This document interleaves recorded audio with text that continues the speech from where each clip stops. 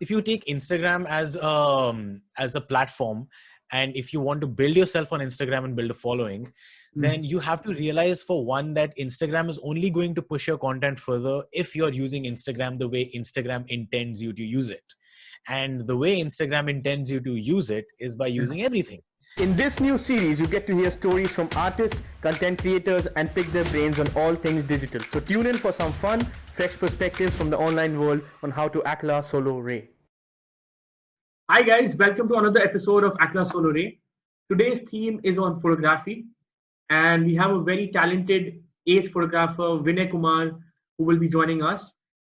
He's also the founder of Code Black Creative, and basically his pictures are as sick as his mustache. Let's see what he has to say and what he has in store for all of us around the world of photography. Yes. Yeah. All Hello. cool. Hi. How are you, man? How's it going? Excellent. Good, How's good, it going good. at your end? Yeah. I was actually just watching your live, like about 45 minutes back. And Shrishti was there. Shrishti asked you a question that was pretty funny. And it was like, she asked you if you put your own pictures up. You read that? Very true, though. Yeah. I think today we'll basically discuss, I don't know if you know what the podcast is about, but basically discussing more on the creative side of different sort of art forms. And I thought it'll be really cool to have you come and speak about what goes into, taking pictures and the whole profession in a way, and also discuss some of those technical skills as well. So yeah, I mean, do you want to give us a quick intro as to what you've been doing? Also, what's share more on Code Black Creative. All right. So there are two things that I social media lead do on Instagram, and one of that is my company is called Code Black Creative. That's entirely based out of nightlife photo shoots, events, corporate events, some sort of food photography that we've done as a team, some videos that we worked with artists for. So it's basically artist content, concert photography, nightlife photography, and stuff like that. It's mainly known as we're mainly known for our nightlife work in Mumbai. Because that's why it was given Code Black Creative. So it's like, it's a Code Black situation, like everything's dark. So that's why we're known as the nightlife photographers. And there are three of you, right? Or there used to be four of us, and now there's three of us. Yes. Okay. Yeah. Okay. Yeah. So there's three of us in that, and that's the work that I do. That's what makes my bread and butter. But otherwise, what I do on so even if you think that I'm doing something like photography because I like to do it and it's really cool that I'm doing it for my life and everything, following your passions and all that. Even while doing photography for work and commercially, you still need something in photography to keep you interested to keep doing it. Otherwise, it gets mundane and boring. Yeah. So you can't always want to pick up your camera and think that you're going to get paid for it today. You want to pick up your camera sometimes because you need to realize that you picked up the camera in the first place to see the world differently. So what I do for that part of photography is my personal account. It's called Vink Photography. And that's entirely on portraits. That's entirely on some sort of street content, some workshop. It's just my idea of photography and how I have done shoots with people around Mumbai and places I've traveled to, and how that has helped me improve my sort of vision and stuff like that. There's two things that I do on Instagram. Okay. Yeah, I think that's great because it's a good intro as to what you'll be doing, at least on the social media side of things. And today, I think we'll probably cover a lot of different topics, the entire bandwidth as to what I know, and maybe you can also share and add more details in what goes into the whole life cycle of photography, like from ideating on a new idea, pitching them, and then making a whole story around it. So we can actually discuss each and every step one by one.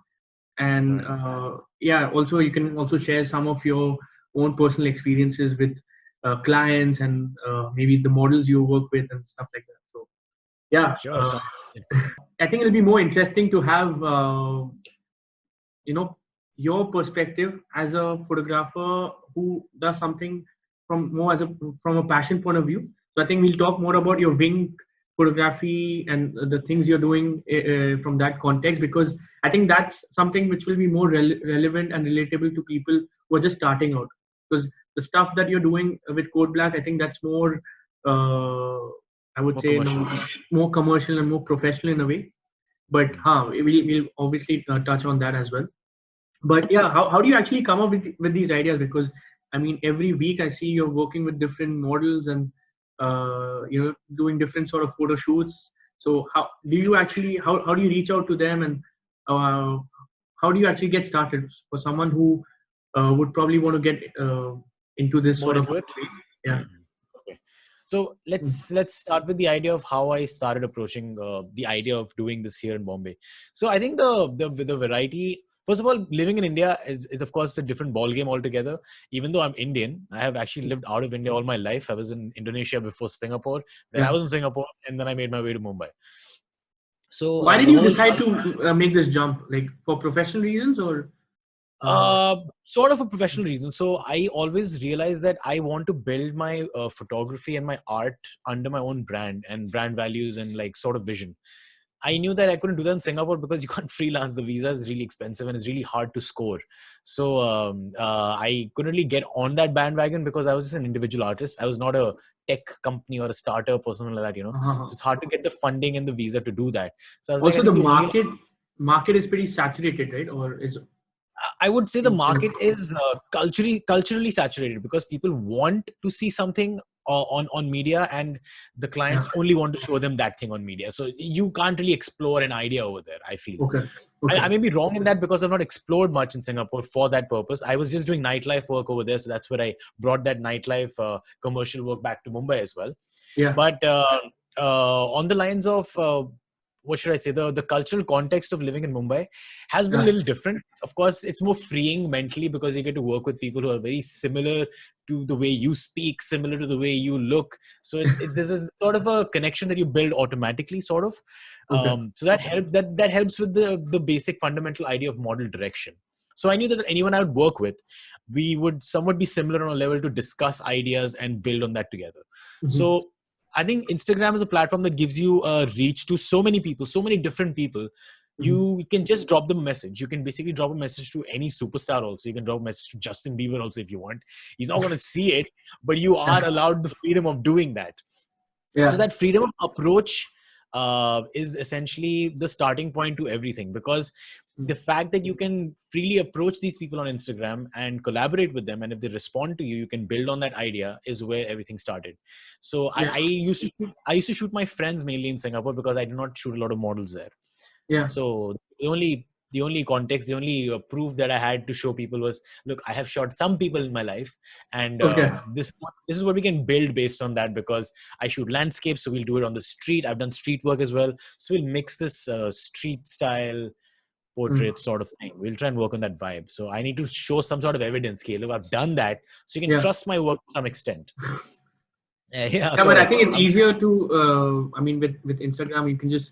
It's sort of like cold calling, no? So you can just reach out to a lot of people. yeah, absolutely. It's not even cold calling because you're not even sure the other person's going to pick up. It's like a voicemail. Yeah. So, you can drop the mail to a million people, and whoever responds back, great, you can work with them. Yeah. So, Yeah. of course, in the start, it was difficult to get responses from good people who are actually proper models, who have worked with agencies or celebrities for that matter. Over a period of time, once you build your portfolio wide enough, you've worked with a few different people, you've worked with a few different concepts, colors, schemes, and all that, you Yeah. can actually get responses from anyone. So it's pretty cool Okay. that way. Okay. So at the end of the day, your works should speak for itself. A lot of lower tier celebrities, like the ones that work for reality shows or that come in music videos and stuff like that, they're very socially active. So they'll actually check your Instagram out, and if they Okay. like your Okay. work, they're totally cool working with you. So Like they reach everyone out should. to you, or it's usually the other way around? Or It works both ways actually. Most both of the ways? times I'm reaching out to people who have more of a following if I want to work Okay. with them. And Okay. otherwise, if suppose an agency knows me, an agency knows that I worked with the agency before and I've done good work, then Yeah. they'll suggest me that you can work with these people as well. And then that's when I Okay. get connected with these people. So I get the call from the agency, and then I work with them as well, the But models that are under the agency. yeah, but what does it get like sort of mundane because you're doing I mean you're essentially doing like modeling work with all these models, like taking pictures, but could it get boring in a way? Or I mean, you're always trying to find new ways, right? And that's why I mean So my second question is around story, the importance of having a story. So how do you right. actually for different sort of maybe what do you call them, portfolios? You have a story that you're trying to sell with a particular set of pictures that you take, or how does that work? Okay, so let's talk about it that way. Now, storytelling is one of the most important fundamentals in any sort of thing. Like, you will only go to a film, you may like the visuals and stuff, but if there's no story, you're going to come back home and feel unsatisfied. Like, I spent 2.5 hours of my life seeing people that I could have just seen on YouTube for free. Like, there was no story, nothing. It was just cool visuals. I can get that on YouTube for free. Why did I pay to watch this movie in theater?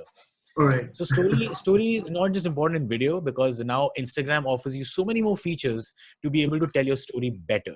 Initially, Instagram started off with like, you just post a picture. That's it. You Yeah. show it to everyone. Yeah. But now there's an algorithm-based structure to everything and how everything reaches out. So you also have stories. You can add elements of your concept on your stories. It can be short videos. It can be, now Instagram has reels. It can be 15-second videos. I think that's only in India, by the way. That's The only in reels. India, correct? Yeah. Oh. That's the TikTok Yeah. competition that Instagram have rolled out on their own, so whatever. But Yeah. because Instagram gives you it's so many features to build your story, it's essential that you try and use them, because now you have Okay. a better chance of telling a story. And the biggest thing for photography, at least, you don't have to just post one picture. You can actually post a carousel of 10 pictures. So whenever you see my profile, it's always a carousel. Like, I can't just put up Exactly. one photo. It's hard to depict a story through one photo. You can, but if I have a choice of putting 10 of them, I'll put 10 of them. Because if there are 10 different people looking at my profile at that post, I need to know that I've at least interested someone with one of the images. So there's a higher chance. If I put one image, it may interest X number of people. But if I put 10 images, it may interest at least 10X number of people. Because So everyone how has do a you actually different ideate on this? Like, what the carousel, like, do you actually have a thorough idea, or is it sometimes it's maybe just a bunch of pictures that you put up, or is it like from A to Z sort of a storyline that you're saying for these Sort pictures? of. It's sort of going. It's not going to be a storyline with like a plot twist and like additional characters and stuff like that. Yeah. It's just a basic idea of building the mood and sort of seeing a conclusion to that mood. So there's a story. There's a post that I put up. It's called Sleepy Time or something like that. Very not too far back. In that, I just showed that the first photo is of a model sleeping on the couch. Then she wakes up, just looks around, goes. We take some shots on the balcony. We're back to some shots on the couch. And then in the last frame, she's sleeping back again. Just like that. It could that's just pretty be cool. Yeah. something as simple as that. Doesn't have to be anything very structured or complex. But it's just good to have a flow with how you're shooting, to have an idea that you can actually build a story out of this. So whenever I shoot with a model, I have explored enough locations around Mumbai, so I know what's good. So Wow. I know which place to go Mumbai is to. huge, man. Yeah. There's still a lot to explore, but I've explored some good enough locations where I know that I can keep exploring them until I get bored of them. That's when I try and explore a new location. So then I always have a location fixed in mind where I'm going to shoot. It should be convenient to me and the model, so no one's spending too much on travel. No one wants to travel 2.5 hours for a free shoot. Not even me, not even the model. It doesn't matter. It's a collaboration shoot. So you got to keep all those things in mind. Some people don't mind doing that because maybe it's a part of their daily regimen, or they don't mind taking the Mumbai local train, which sucks, which I won't ever do with my equipment. But yeah. Yeah, how do you do that with your equipment? I was just wondering. Yeah. So any chance I get, I will either take a cab or I will take the Mumbai local and make sure I'm like strapped perfectly and nothing can be taken off and everything's in viewpoint of my eyes, that no one steals my shit. So yeah. But how does it work now? I mean, so are things different because of this whole COVID going on right now? I mean, the work's impacted in a way, or work is impacted. I did notice you did a bit of a Zoom pay photo shoot or something like that, or you didn't do that? Yeah. I've done 3 photo shoots on Zoom so far. Yeah. Yeah. So, It's still active. The Zoom is being used to like do all meetings and professional stuff. Like, it's actually good video latency and quality to shoot portraits. The best. So I think we'll come down to the point of virtual shoots in just a bit. I'll just finish off on the point that you asked previously. Okay. So whenever I'm designing with a model, right, I always have a location in mind. We decide on 3 looks.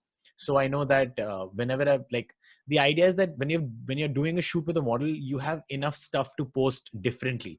You don't want to go and shoot with a model and shoot the same stuff. So I always do 3 looks. that means 3 look changes. So we'll be doing 3 different sort of wardrobes and clothes. For the So that same means location. for that same location, yes. But Okay. by location, I mean like an area. And when I talk about an area, I know this area in Mumbai, it's called Versova. It's a beach area. So you have beach, you also have some plantation there, you have streets there, you also have a fishing dock over there, you have shipyards. So Yeah. when you talk about that area, I choose that area so I know exactly what to explore with what the model has to wear. So I try to make sense of what the model is going to be wearing for the shoot, and where we are shooting. And with that, I help build the story. So even if I'm shooting the model at location A, Mm. I will take the photo in different ways. I'll take close-ups. I'll take wide shots to establish where the model is. I'll give some action to the model to do. It'll be organic. We'll take some organic shots, and that'll help build the story. So I can't, suppose if this Zoom call, I can't take a photo just doing this and build a story. I mean, I can do different hand actions, but Yeah. essentially the background's going to bore you out because it's the same frame and it's not doing Yeah. anything exciting. So you can always vary that when you're shooting, and that automatically helps you build a story better than you can.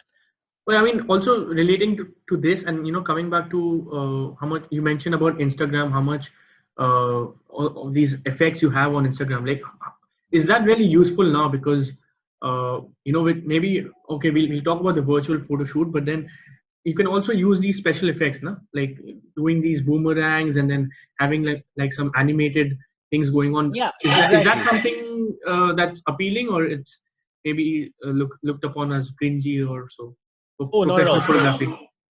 if you take Instagram as a platform, and if you want to build yourself on Instagram and build a following, then you have to realize, for one, that Instagram is only going to push your content further if you're using Instagram the way Instagram intends you to use it.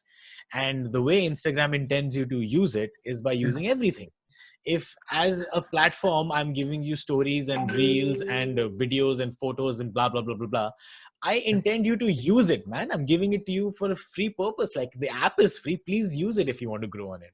Okay. So Okay. for that purpose, yes, you can. And I think you should, because even if you're just talking about a photo shoot, that means the collaboration of me meeting a model and taking content. Yeah. From there itself, you can take photos, you can take behind the scene videos, you can take some boomerangs just to add to your story, to let people know that, look, I'm shooting with this model today. You can also do a proper video shoot with the concept and theme. And you can also just take some photos of the model as behind the scene content that you can release later. Oh, by the way, I did a shoot with this model. This was a selfie we took, and the video is coming out at 5 p.m. today. So check it out, So Okay. essentially, the idea is how you can flavor out your variety of content, and how you can post it strategically to keep traction for everything. You can't just go home that day and post everything. It's not going to work. You need to know what to post and how to post it to keep getting the traction for that one shoot you did at that one location. And Yeah. then you try to filter everything. So Yeah, I think that's important, because you have to keep your audience engaged in. Absolutely, Over yeah. a long period, you can't just dump Yes. everything out in one go. But That's how it works. That's how it works. Even it's like YouTube. YouTube will promote content. Suppose, why does YouTube ask you to make more 10 videos longer than 10 minutes? Because they want to know that whoever watches YouTube is staying on YouTube longer. Because the video is longer, they're automatically going to stay, right? Yeah, If you think about it, a person's going to stay longer on a 15-minute video than a 5-minute video. It's just basic logic. Yeah. So Okay. that's why YouTube is going to promote that for you, and Instagram does the same thing. So.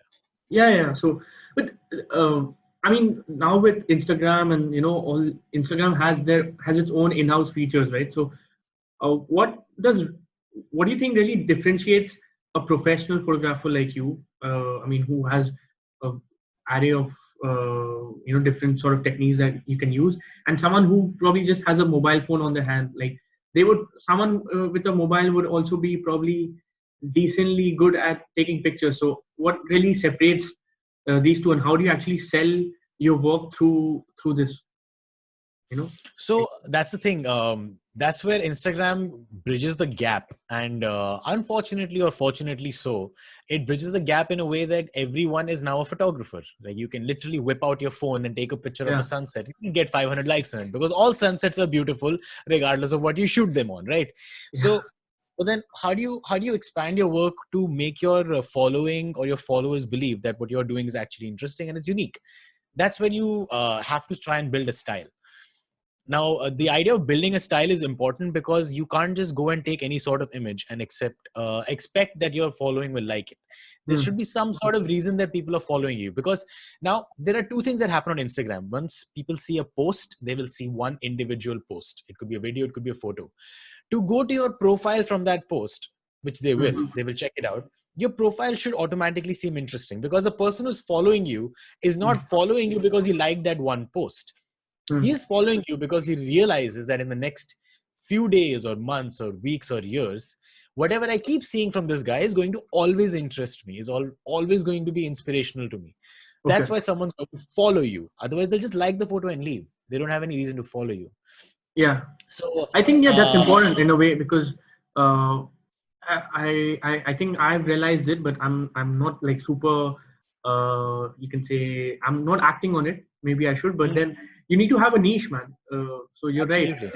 You can't be just putting out different sort of things, and yeah, people just like it and leave. So yeah, having a niche will get you your dedicated audience in a way. So yeah.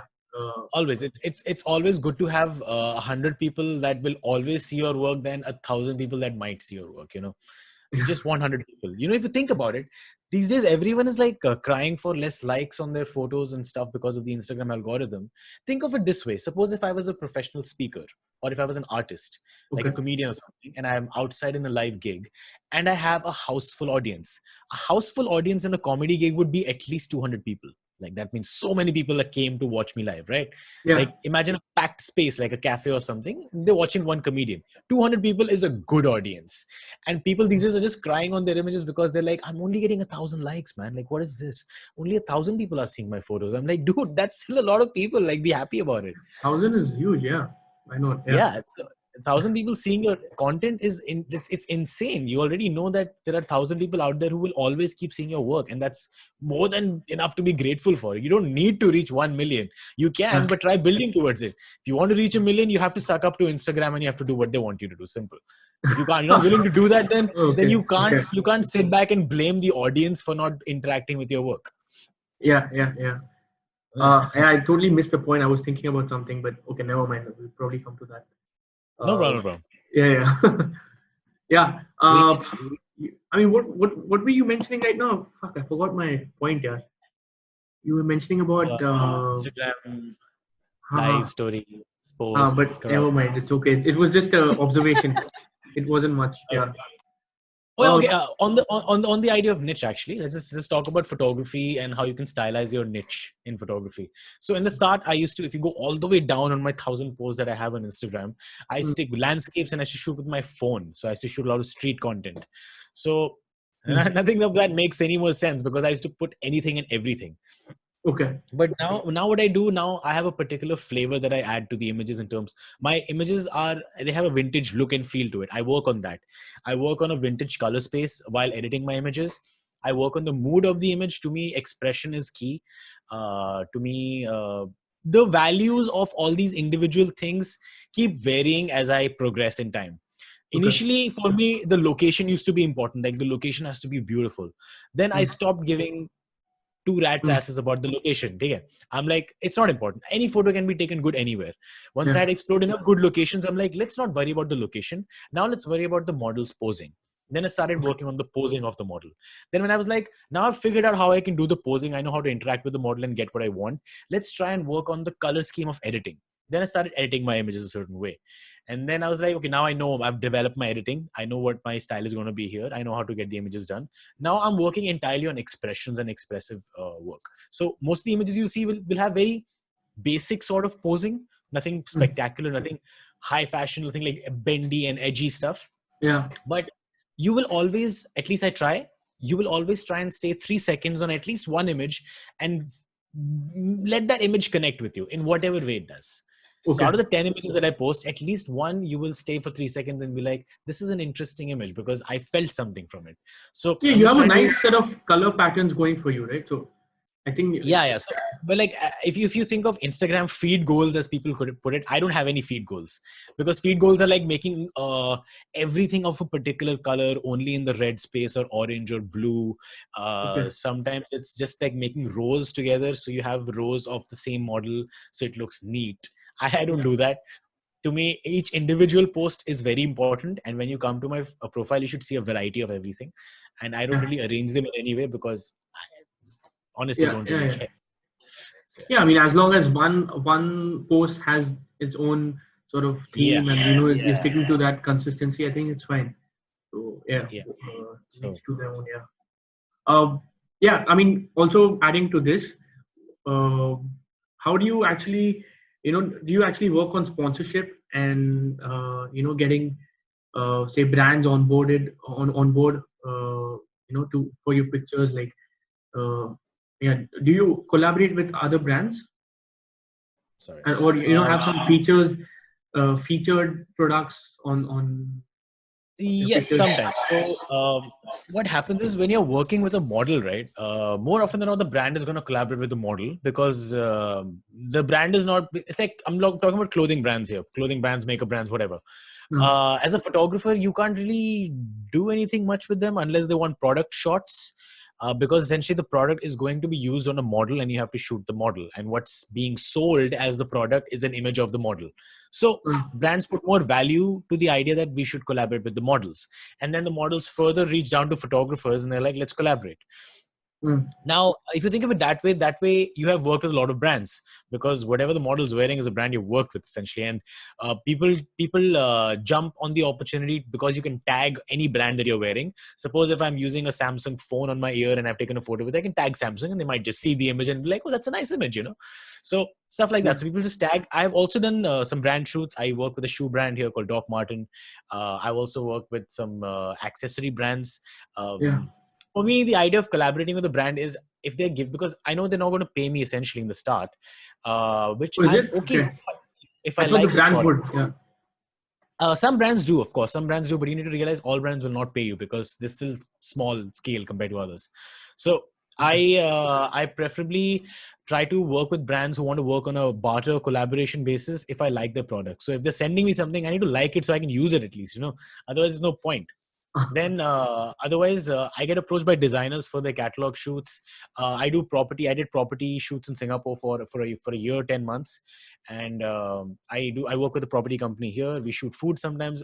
Like the legs are everywhere. We have feet in Okay. every category. Yeah. What about the technical things, man? Like, uh, i- any recommendations for someone who's just starting out, like who is probably good at, working with a camera? Like, would you recommend some particular skills, and also some professional advice, like someone Hmm. who would you recommend, like someone who just leave their job suddenly and then just go and start freelancing? Would that be something in hindsight you would suggest to someone who's just starting out, or? I know a lot of people have done that, and I know a Ah, lot of people have succeeded at that. Because see, the thing is, now once you quit your job and you get into the mindset that I want to be a freelancer tomorrow, I'm going to quit my hmm, job today.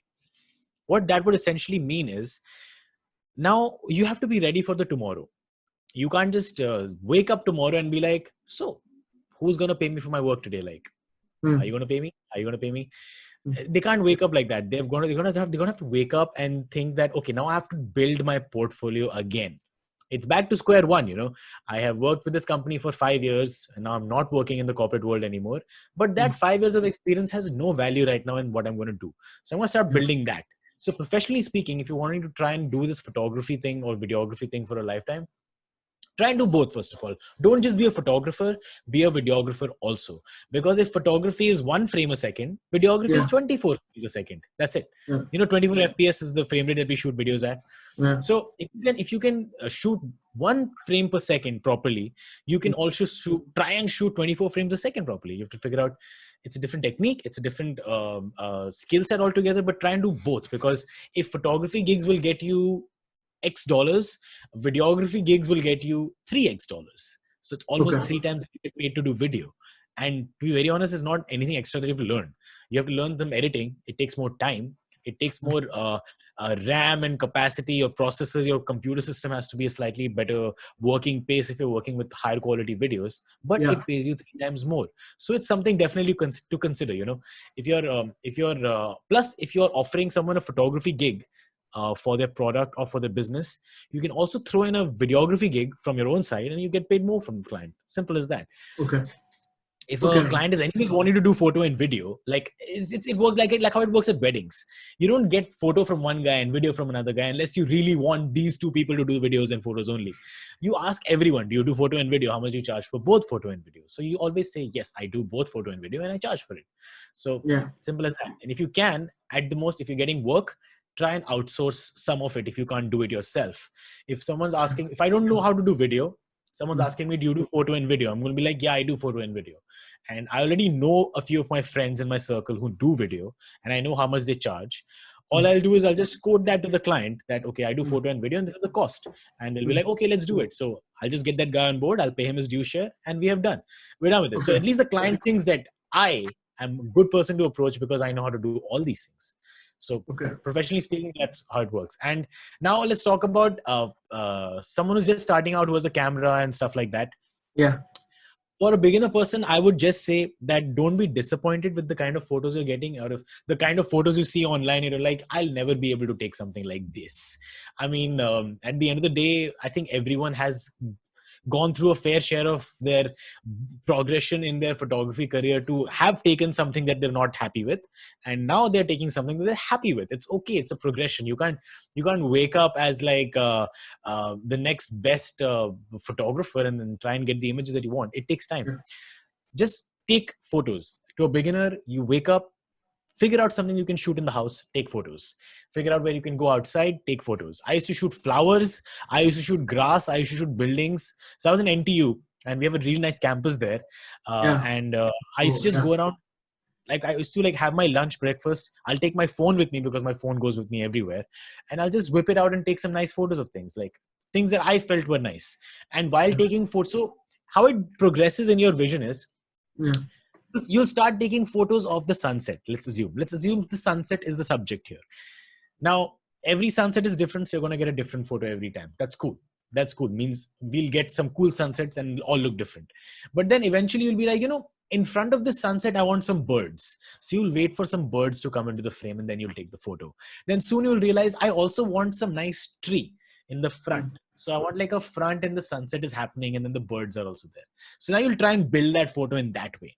Then soon when you try to progress it further out, like if you become all pro at it, you'll be like, I want a person standing here. I will light her with my flash. And then I want the sunset on the left side with the birds and the trees. And there's a small reflection in the car also. So now you'll basically, as a person taking the sunset only every time, you yourself will try and build that photo as you go by. Right. But Add more elements, the only key difference is you have to keep taking a sunset photo. So essentially, even if it's just a sunset, just go and shoot it every day. And you will automatically realize your fifth sunset is better than your first sunset. It just happens. Yeah, So I think just shoot more. keep trying and getting better day by day. So yeah. Yeah. You'll automatically want to get better because you'll realize you can do all these new things and it's free to do it because the phone is in your hand. The sunset's going to happen every day. So do you look back like at your old pictures and you're like, kya tha? I mean, it's not really. Yeah, I do that a lot, man. So I used to, I think I did not have a very good idea about editing back then. I used to edit Editing on Picasso. pictures, you mean?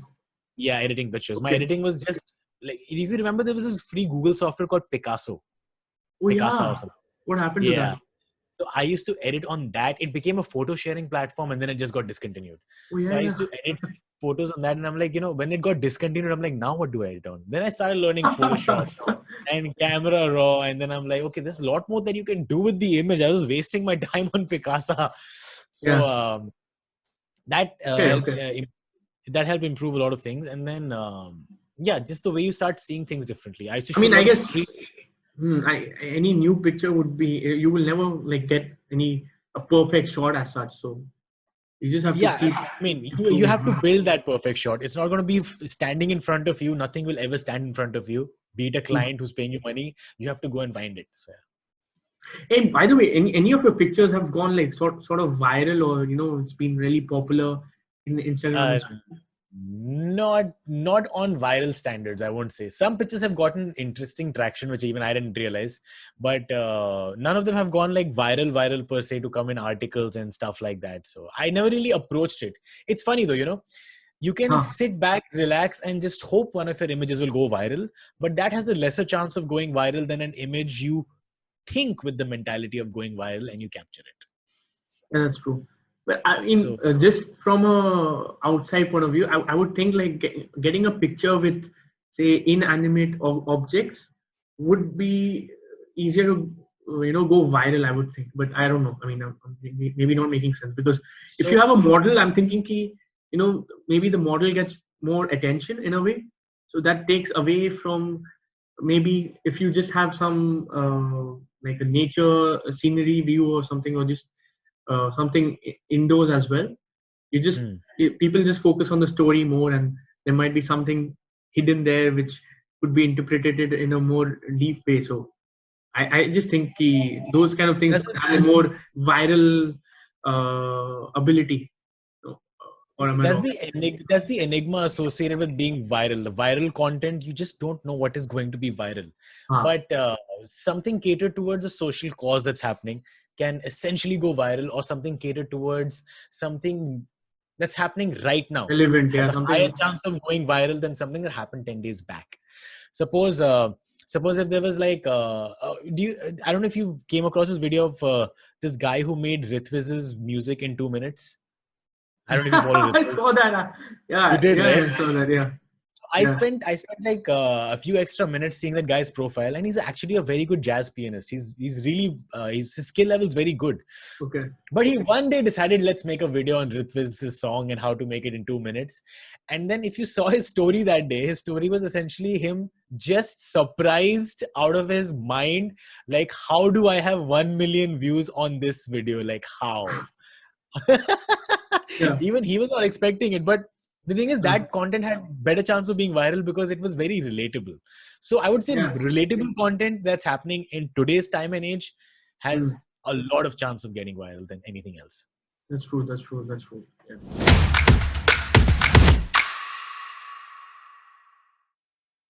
We'll talk about just a few technical things towards the end, how you can sit at home and you can improve your photography from tomorrow onwards. So, Okay. some basic.